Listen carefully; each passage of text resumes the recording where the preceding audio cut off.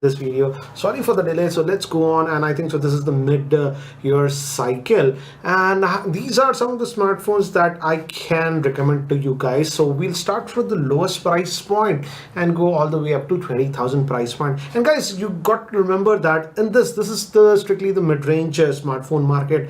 None of these smartphones is perfect in every aspect, so there is a compromise or the other. Otherwise we won't have smartphones costing 30, 40, or 50,000. That's a simple fact. So you have to pick and choose what is most important to you in this price range and go about that. Okay, the first phone that I would recommend in this price range, and this is price, and I'm quoting the prices that I saw latest on Flipkart and Amazon at the time of making this video.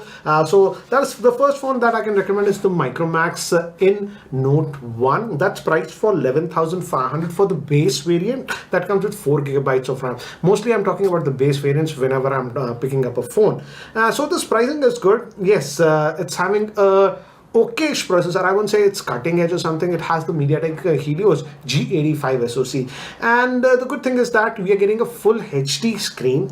Generally what happens in this price range, some of the vendors, though they also have a clean UI experience, they're giving a 720p screen, but this one comes with a full HD screen. And I like the fact that at least this Micromax is not bundling, what do you say, extra bloatware or craftware with the smartphone. So that's why, even though it's having the G85 with the full HD screen, the performance is actually pretty decent. And if you have watched the video that I posted on this smartphone a couple of months ago, I had issues with the build quality, but I've heard that later on with the production they fixed that build quality issue. So overall I would say it's a good phone, clean experience, close to stock, not pure stock Android, but no bloatware or anything. So this you can look at it for a very tight budget and you want to support an Indian company. Okay, the next phone that I can recommend is from Xiaomi. That's the Redmi Note 10. Again, the base variant is available for 13,000, and the big thing is this is available on Amazon. I'll leave the link, and base variant is for 13, and the big deal is that you're getting an AMOLED screen, because generally mostly in the mid-range we are stuck with IPS LCD screen. Here you're getting an AMOLED screen, and the processor is also pretty decent. It's a Snapdragon 678 SoC. In fact, I had already posted a video and a full review of this smartphone. You can check that out for more info. In fact, we also get a stereo speakers namesake. Yes, it is a stereo speaker, but the balance is not good. As I said in my review, from the base about 70% of the volume was coming from the earpiece, only 30, but nevertheless it still has the stereo speakers, and the camera is decent. It's a 48 megapixel Sony sensor. So overall package was actually good, and for the price point of about 13,000, this is indeed a very good phone.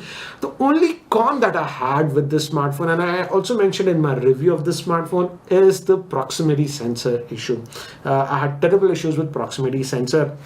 And guys, to be fair, what I've heard that it's a quality control issue. So some users don't have an issue at all, and some users are having that proximity sensor issue. So buy from a place where you can check it and return it. If that is the case, then if you get a good unit without the proximity sensor issue, then this is a pretty good smartphone. And again, it's a typical Xiaomi smartphone, so the MIUI irritants are there. So if you are okay with that, you can certainly go for this one for 13,000. Apart from the MIUI and the proximity sensor issue, it's a pretty good smartphone. Okay, the next one that I have is from Motorola. That is the Moto G40. It's for 14,500 via Flipkart for the base variant. That's 4 gigabytes RAM.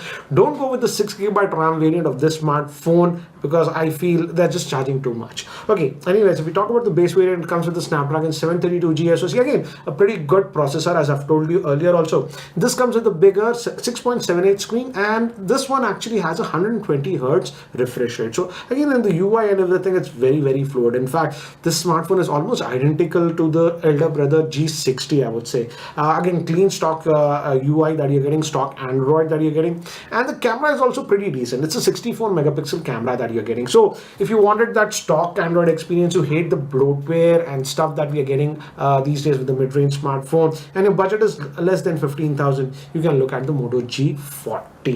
The next smartphone that I have, and if 5G is particularly important to you, you can go with this one. That's the Realme Narzo 30 Pro.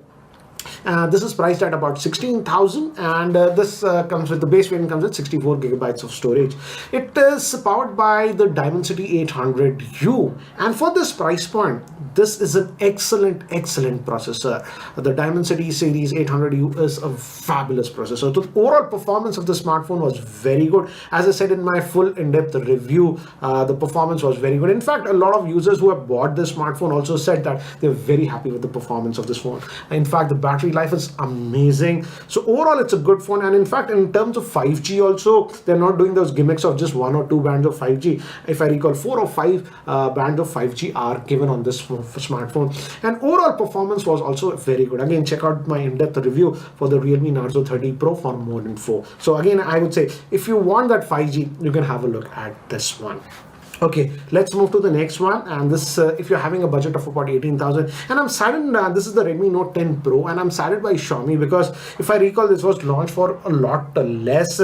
Now I am checking Amazon, and the base variant it's showing me that is with 128 gigabytes variant is for 18,000. This one also has an AMOLED screen, and that this is having 120 Hz AMOLED screen, so that's a big plus point. And even the camera, the 64 megapixel camera sensor on this one is fabulous. In fact, I would say one of the best in this range. I would say the camera performance was very good. The screen was very good. Again, it has stereo speakers also, and overall, it's a very good smartphone. In fact, I've done a full review of that. Again, even on this one, the proximity sensor was an issue for the unit that I had purchased. So again, it's a luck. What I've heard, it's a quality control issue. So some users are getting the phone without any proximity sensor issues. Some are getting with the proximity sensor issue. So that's the issue with this one. So if you get a unit without the proximity sensor, I feel it's a very good phone, because the camera, though it's a 64 megapixel camera, the camera performance was very good. In fact, this is almost identical smartphone to the Redmi Note 10 Pro Max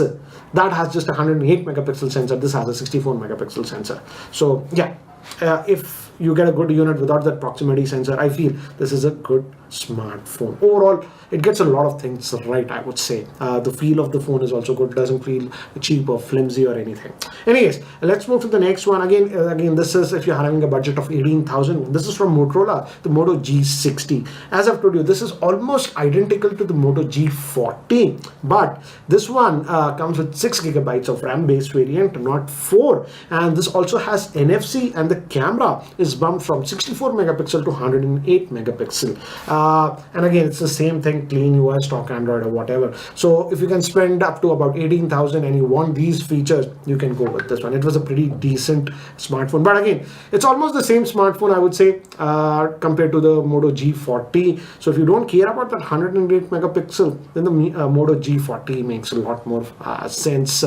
But the Moto G40 6 gigabyte RAM variant is for 16,500, so it comes closer to this one. So see what Motorola did regarding the pricing? Very tricky pricing.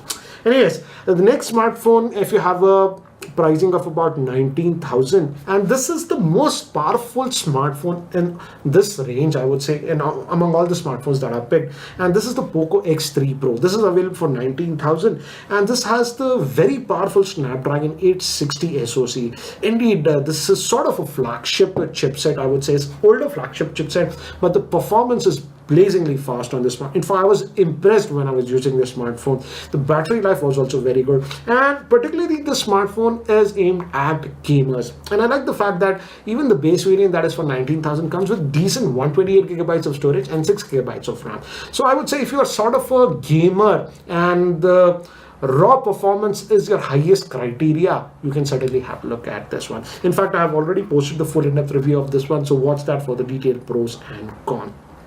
But the only thing with the Poco smartphones is that you got to be careful with their OTA updates. Sometimes they release OTA updates that are not clean, and that can degrade the performance. So again, be a little bit careful about that. And also in terms of camera, though the camera is a 48 megapixels, but the camera is sort of average on the Poco. So these were some of the shortcomings. Anyways, now let's move to our last pick. That is, if your pricing band is about 20,000, that's the new iQOO Z3 smartphone, and this has the Snapdragon 768 SoC. Overall performance of the smartphone also was good. Even the battery life was good. It comes with a very fast charging, and overall it was a good phone. But again, at this price point, I was expecting an AMOLED screen. It does not have an AMOLED screen. It's a regular LCD screen, and it does not go very, very bright in outdoor situations. So that's the con. And another thing that I did not like with iQOO is in terms of bloatware and nagware. There's quite a bit of bloatware and nagware on this smartphone. But I was checking Amazon ratings of this smartphone, end user rating. It got a very high end user rating of 4.3. In fact, I've already posted my in-depth review of this iQOO Z3. Watch that and see if this is the right smartphone for you or not. As I've told you, any of the smartphone is not perfect in all the conditions. In fact, in terms of camera also, I like the camera performance of the iQOO. In fact, both the rear facing as well as the front facing camera overall were doing actually a pretty good job. So these were my picks, and guys, you might be noticing there are some popular brands that I didn't even pick up even one smartphone from them. For example, I didn't pick even one smartphone from Samsung or Nokia in this range, because this year, if you notice, let's talk about Samsung. To be frank, guys, I didn't like any of the new smartphones, mid-range smartphones that were launched by Samsung in India. So I simply did not pick them up. And yes, Samsung generally does not put a cutting-edge processor in their mid-range smartphone. That has always been the case.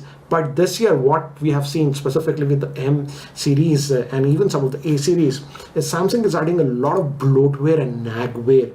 And because of that, I simply could not recommend even one of the smartphones from Samsung. And coming to Nokia, they did launch some mid-range smartphones, but the pricing of the smartphones that Nokia launched in India in the mid-range was so absurd, I simply could not include them. That's my frank opinion. Anyways, guys, that's it for this video. And guys, if you're still not subscribed to the YouTube channel, hit that subscribe button. Again, guys, I'll leave all the links for these products and the videos that I have made about them in the description, so check them out. Anyways, guys, that's it for now. Thanks for watching. This is Ranjit, and I hope to see you in my next video. Take care, guys.